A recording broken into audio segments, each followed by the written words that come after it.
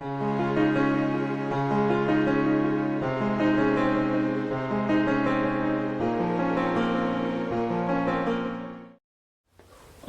آمد، بهار آمد و فیروزی با آن گلهای نوروزی و باران شبان روزی. بهار نو مبارک باد. السلام علیکم دوستان عزیز، السلام علیکم بیننده های شبکه شهنام.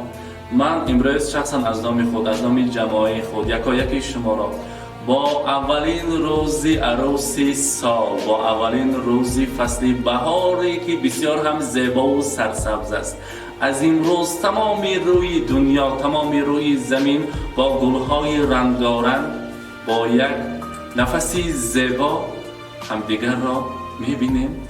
در این خیلی روزهای خرسندی میخواهیم حیات شما مانند یعنی همین گلهای رنگارنگ پر از خرسندی باشد، پر از خوشبختی باشد، حیاتتون رنگارنگ و زیبا باشد.